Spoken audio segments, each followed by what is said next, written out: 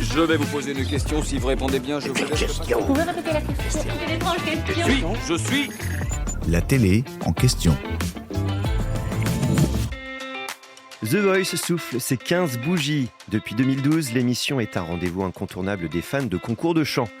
Pour cette édition anniversaire, lancée début 2026, TF1 a frappé fort avec un quatuor de coach inédit marqué par l'arrivée de Taïk dans les fauteuils rouges.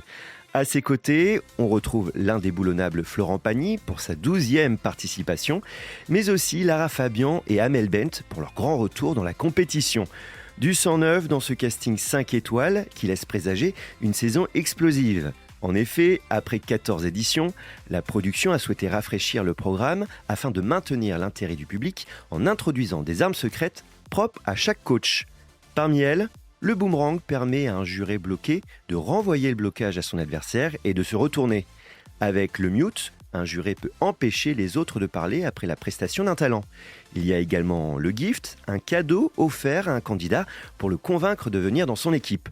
Enfin, le replay, lui, donne la possibilité au coach de buzzer même durant le débrief. Mais qui choisit ces armes secrètes ? Eh bien, ce sont les jurés eux-mêmes. Selon Lara Fabian, nos célébrités les ont sélectionnés parmi plusieurs propositions mises à leur disposition par la production. Une liberté stratégique permettant de mettre toutes les chances de leur côté afin d'appâter les meilleurs talents et composer leur Dream Team. De quoi corser le jeu pour transformer les auditions à l'aveugle en véritable champ de bataille. Et ce n'est pas tout. Cette année, les coachs seront parfois épaulés par des co-coachs lors de cette première phase, à l'instar de Zazie, Louis Bertignac, Matt Pokora et Kenji Girac. Rien que ça. Une première mondiale dans l'histoire de The Voice, tout pays confondu. La mécanique du jeu, elle aussi, va subir des changements. Fini l'étape des groupes, place à celle dite des performances.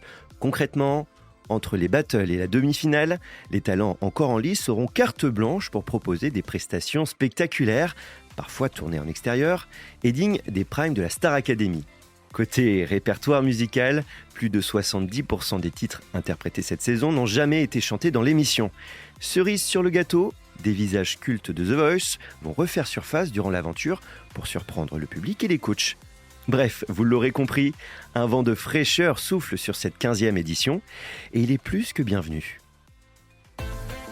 J'espère que cet épisode vous a plu.